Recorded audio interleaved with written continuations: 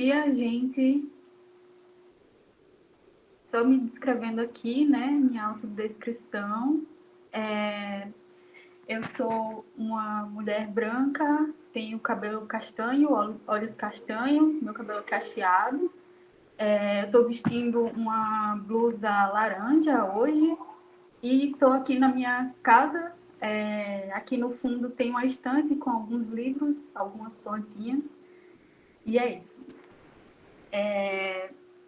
Bom, a apresentação que eu trouxe aqui para vocês hoje, ela é baseada numa experiência que eu tive lá dentro do CID, né? Eu sou UX UI designer lá e trabalho dentro da área de soluções para computadores. Então, a gente trabalha criando aplicações para a plataforma Windows e, fora eu, tem vários outros designers nessa equipe também. E para a gente, essa aplicação, ela ser colocada dentro da loja da Windows, né, ela precisa ter a acessibilidade funcionando. E aí todo mundo lá no CID é um pouco meio que novo, assim, novato, e quando a gente se deparou a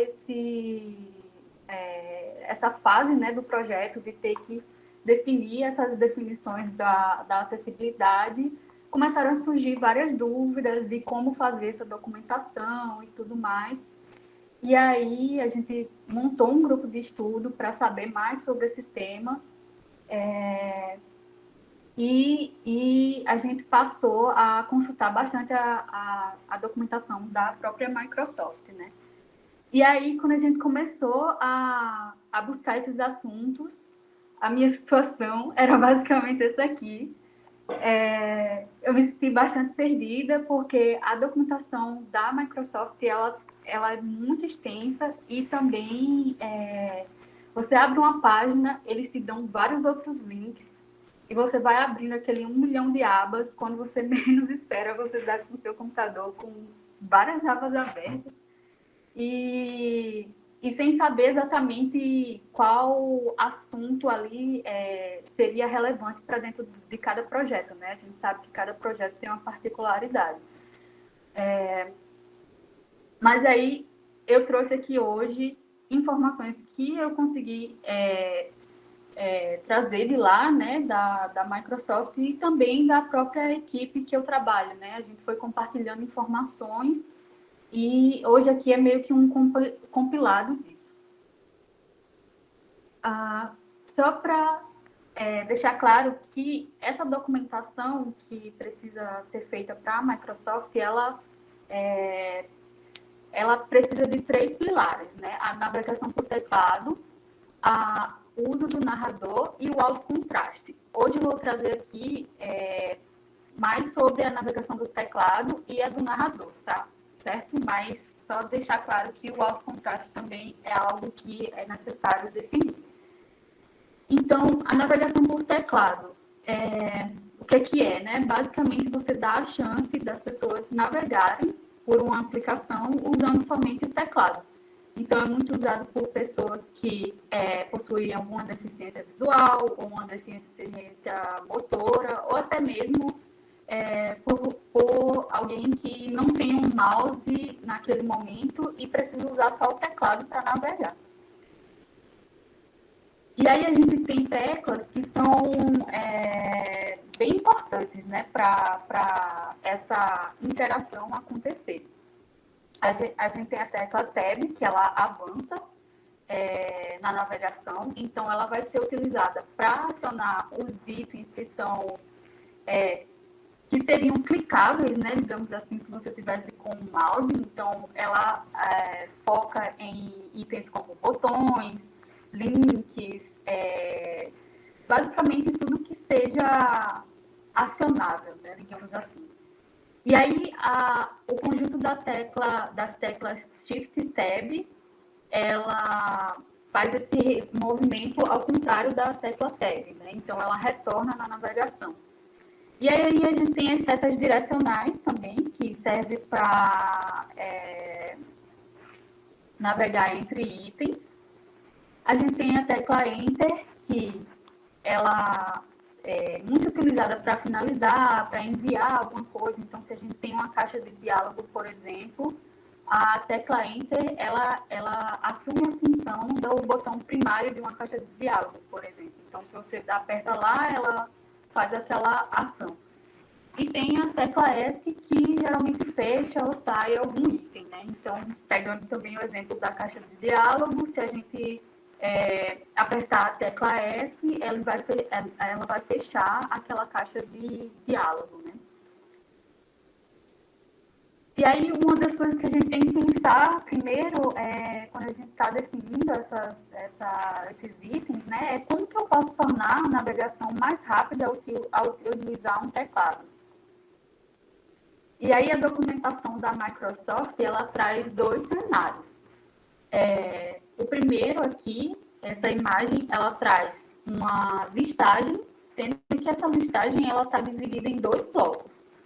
E aí, aqui, a definição está dizendo que a gente vai conseguir navegar por toda essa listagem usando essas duas teclas direcionais aqui, que é a de cima e a de baixo, né? E a gente não vai utilizar o tab, o que é ok. A gente pode definir dessa forma.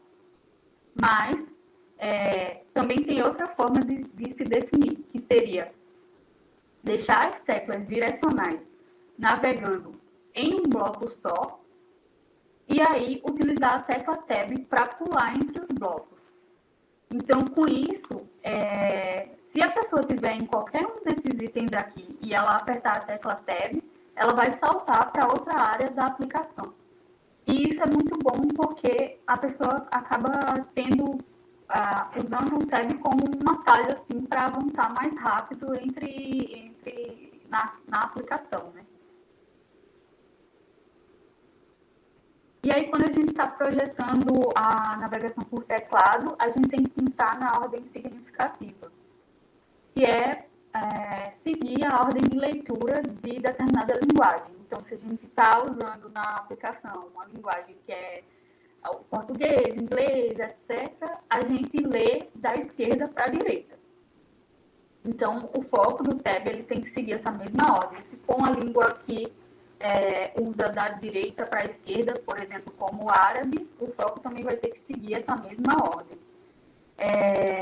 Aí eu trouxe esse exemplo aqui do site do Reino Unido, que eles seguem bem direitinho essa questão do foco. Podem perceber que eles navegam de cima para baixo, né, e vão focando, esse foco amarelo vai passando por todas as áreas acionáveis dentro do site deles. E aí, a gente tem que evitar também o uso do foco saltante, que seria o quê? A gente começar o foco no topo da aplicação e aí, de repente, esse foco está lá embaixo e depois está no meio. Isso acaba gerando uma confusão, né? Porque a pessoa vai ficar um pouco desorientada, sem saber onde exatamente que aquele foco está, e também talvez não faça nenhum sentido para as pessoas que estão utilizando o narrador, né? E aí, só trazendo aqui um exemplo do Medium, o que a gente acha que seria os blocos principais, né, aqui dessa página. Então, a gente teria essa parte aqui do topo, que seria a primeira parte. A segunda parte viria esse menu aqui. A terceira seria o conteúdo principal. E a quarta, essa outra área aqui, né, que eles colocam links e tudo mais. E aí, outro ponto para a gente considerar é a consistência. Então, retomando, né, aqueles dois exemplos que eu trouxe, que a Microsoft coloca, ok se você decidir utilizar essa primeira opção aqui, que usa as setas direcionais para navegar, ou essa outra aqui também. Você pode escolher uma das duas formas. Mas é importante que essa forma que você escolha, ela permaneça durante a navegação de toda a aplicação, né? Então, se você está usando a tecla Tab para saltar entre blocos, é interessante que isso ocorra na aplicação inteira e não quebre esse padrão que a gente almeja criar, né? Quando a pessoa está usando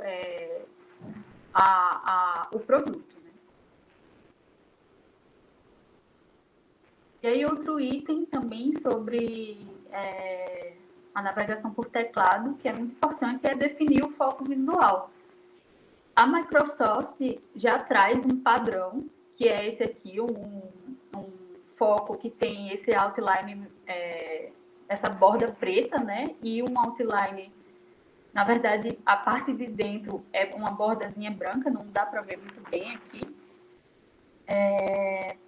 E aí no tema escuro seria o inverso disso, né? A borda de fora vira branca e a borda de dentro vira preta. Esse padrão pode ser alterado, você pode deixar o foco com a borda arredondada, você pode mudar a cor desse foco, mas se você trocar, né, a cor desse foco, é importante que você tenha em mente a questão do alto contraste, né? Então, se você escolher uma cor específica, tem que ter um contraste bom com o fundo onde esse foco está ocorrendo ali.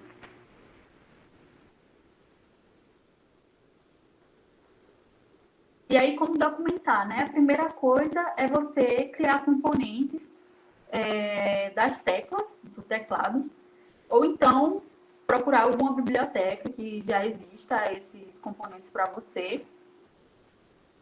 E aí, como vocês podem ver aqui no exemplo, a gente tem uma caixa aqui que está meio que informando onde que passa a tecla Tab, onde que se usa as teclas direcionais e etc. Então, é importante que a gente defina primeiro quais serão esses componentes que vão ser utilizados aqui e começar a documentar dessa forma aqui.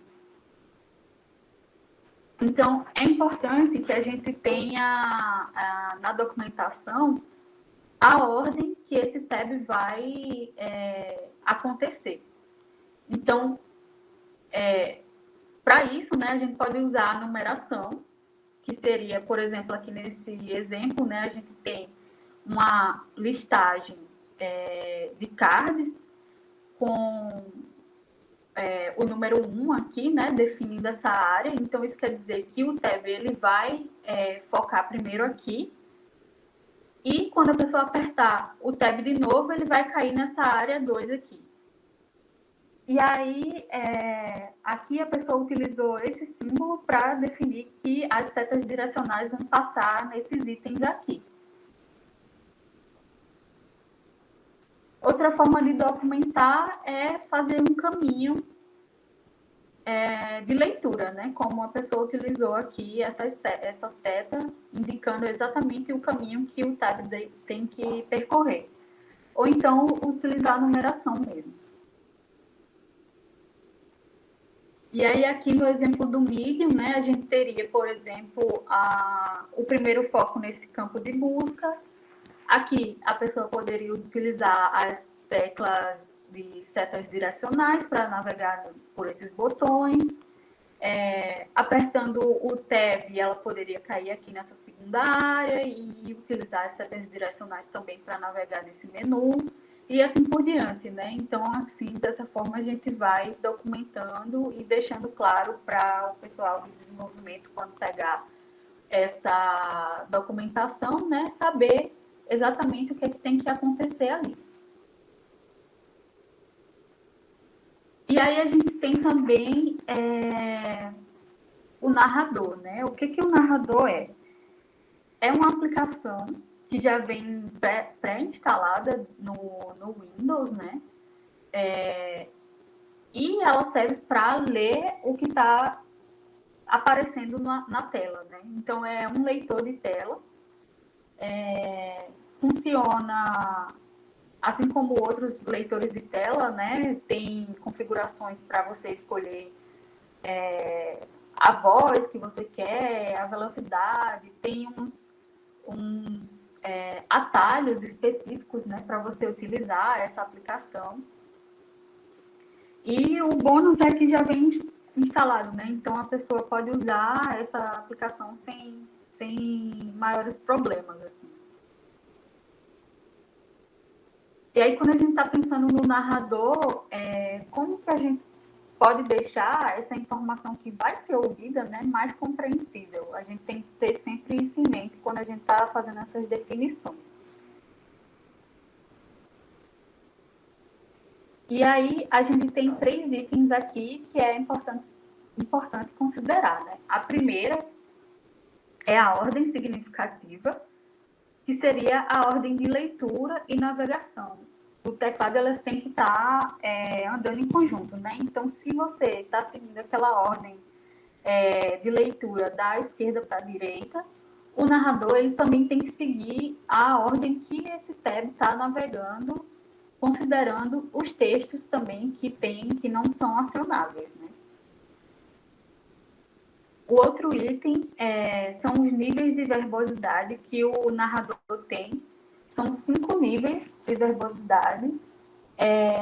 O que são esses níveis, né?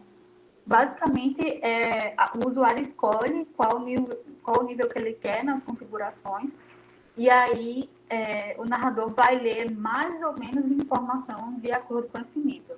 O padrão é o nível 3, então ele lê informações dos controles, né? Mas tem outros níveis. O 5 é mais voltado para escrita de texto, por exemplo, então ele vai ler aquela pontuação que está acontecendo ali, é bem mais detalhado. Então é importante a gente saber também qual nível seria adequado para a nossa aplicação ser utilizada, porque dependendo desse nível a gente tem que colocar mais ou menos informações, né, na nossa documentação. E aí, importante também a gente lembrar do feedback, né? Que é importante que eles ocorram de forma sonora.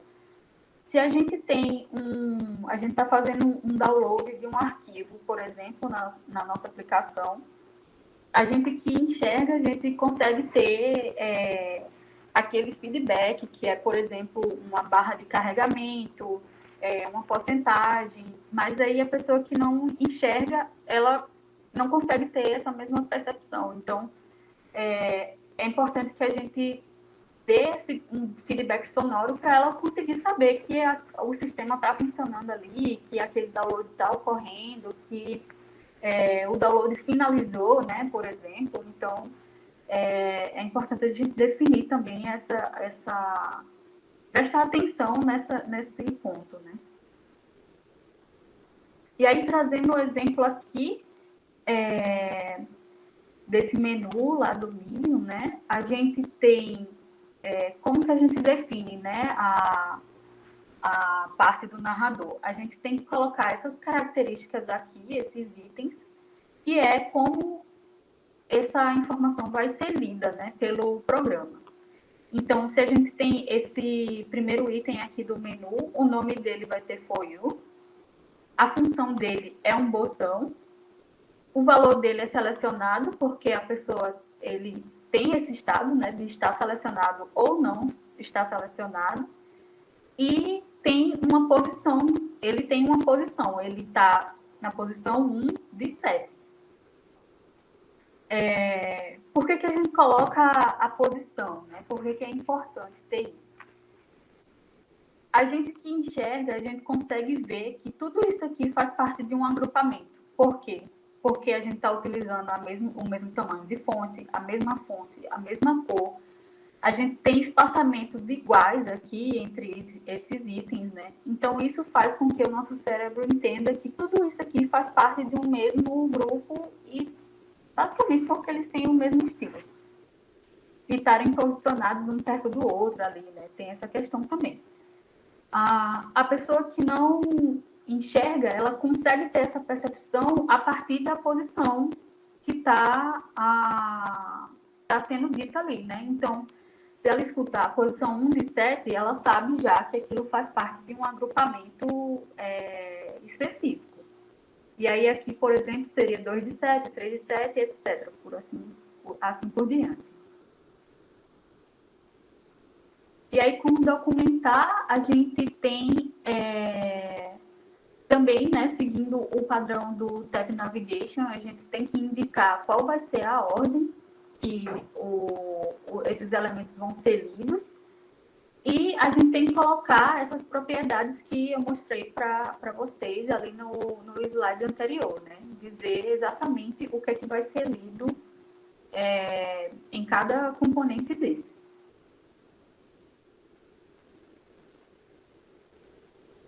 E aí, tem esse outro exemplo aqui também. A gente, basicamente, tem que documentar a parte dos botões acionáveis. Não é tão necessário documentar a parte do texto puro, né, por si só, porque o narrador ele já vai ler aquilo ali, mesmo se você não defina isso na documentação, né? Mas se você quiser deixar mais claro, né, para o pessoal que vai utilizar essa documentação, você pode demarcar por cor aqui, né? Como nesse exemplo. Por exemplo, esses itens que estão aqui em vermelho, eles são por onde o tab vai passar. E esses itens que estão em cinza seriam a leitura do texto aqui em si, né? Então, vocês podem ver que está marcando exatamente a ordem. Aqui o tab vai focar primeiro, depois ele vai ler esse texto aqui, depois vai vir ler esse, depois vai cair aqui nesses dois botões. Uma coisa importante de ressaltar é que, como vocês podem perceber, existem botões que não têm label, né? Então, por exemplo, é só o ícone aqui.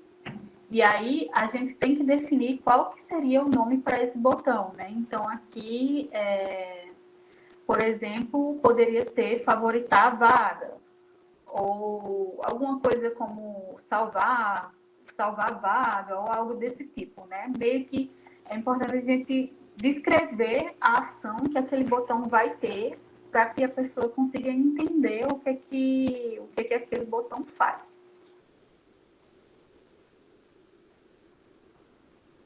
E aí eu trouxe aqui algumas dicas finais, né? Que são...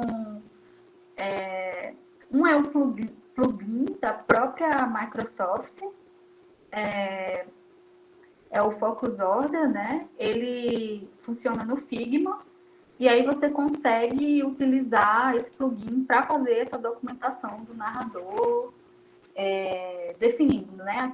Aqueles itens de função, nome, valor e etc.